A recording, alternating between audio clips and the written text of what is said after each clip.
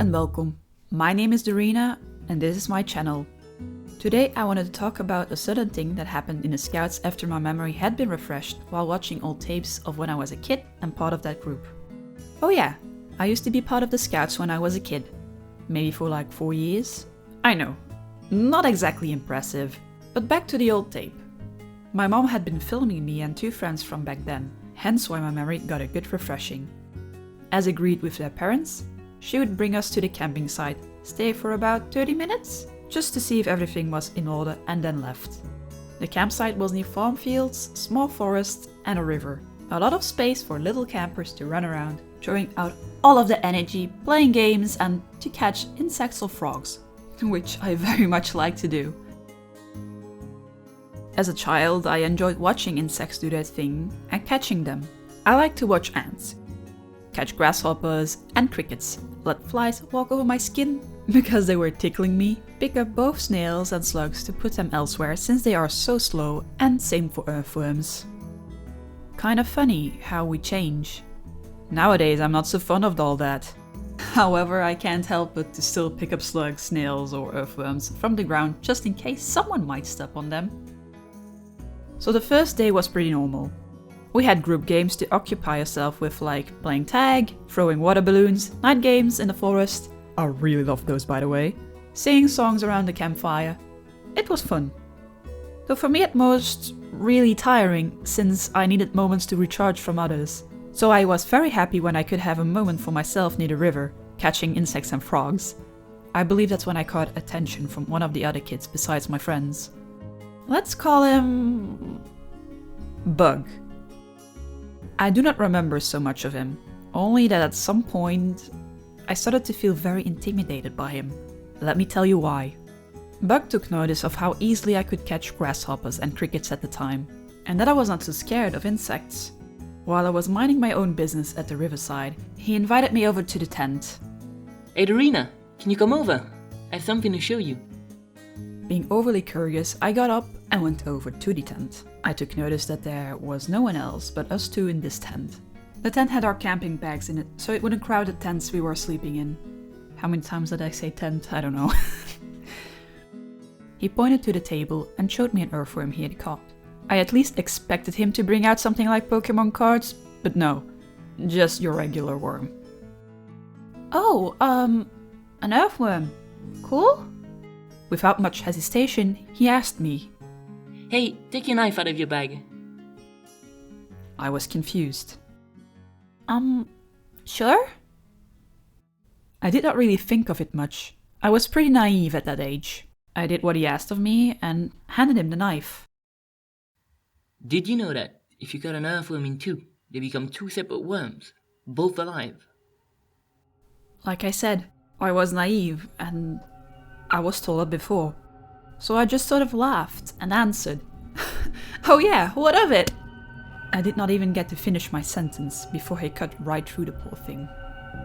He just looked at me with an innocent look and pointed at the parts of the worm, which were still wriggling.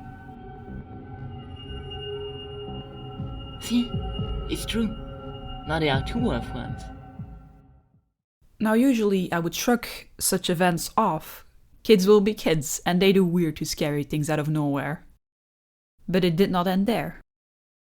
The second time, sometime later, he found me again near the river holding a grasshopper. Again he invited me over to the tent, asking me to bring the grasshopper along. Once there, he asked me again to use my knife. I refused at first, but he insisted that I should give mine and that he did not want to make his dirty. So I gave it to him. So now he had both knife and the grasshopper. Alright, let's find out if other insects can also be separated into 2 different creatures. I don't think it works that way. The reason why I protested this time was because no one ever told me that it was possible. Plus that it had a clear head and tail, unlike a worm. But even when I protested, he cut right through it and looked at the poor thing. See? It's now 2 separate beings. He said proudly, as if he just discovered something new and scientific, while really, the back legs were just twitching and the front was trying to crawl away. I was speechless. I did not know how to feel about it. From what I remember, I asked him to just give me back my knife. And that I was completely grossed out by the little bit of grasshopper guts on it. I had to eat with that same knife, having tried to wipe off the guts. But I knew, while having dinner, I shouldn't really hang out with Bug anymore. Thinking back about it, I should have told someone. Specifically one of the chiefs that I knew best, whom also at the time babysitted me and my sister for my mom when she was busy with work. For at least a day or two, I wouldn't really hang with Bug as much anymore, except for during games, of course. But then again, when I had my alone time near the river, I was watching frogs this time around, and suddenly heard his voice. I quickly let go of the frog in case he decided to start his experiments on it as well. And I did not want to let that happen again. Hey Dory! Can you come over? I caught something. He was very excited over whatever he was holding in his hands. I cannot lie, I was also a bit curious, but at the same time frightened. So I agreed, but was cautious. This time, however, we weren't going inside the tent, but behind it, near the self-dug toilet. So not exactly a fresh-smelling area, and people wouldn't run into whatever he was doing. Not that he was caught before. So, what have you found? Bug made a small opening in his closed hands. I could see something inside was fluttering. It was a small butterfly. Do you know how a butterfly can become a caterpillar again? Now, this time I did not think he would use a knife at least, since he had not asked for it, but the following completely caught me off guard. He opened his hand, making sure he still had a hold on the butterfly, and one by one, he tugged its wings off, as if it were nothing. And he then threw it into the bushes, and smiled. After that, my memory is very vague, but I know I never told our leaders because I was honestly a bit scared of that kid after all that. I never knew what to think of it, even to this day. When I told my mom, she was very certain that Bug probably had a lot of issues. Personally, I don't know. I like to think Bug was maybe naive, and if he did have issues, I just hope he got help. Kids can be unsettling in general, since they don't always grasp some concepts. Sorry for the disturbing story. Perhaps let's end this with a lighter note.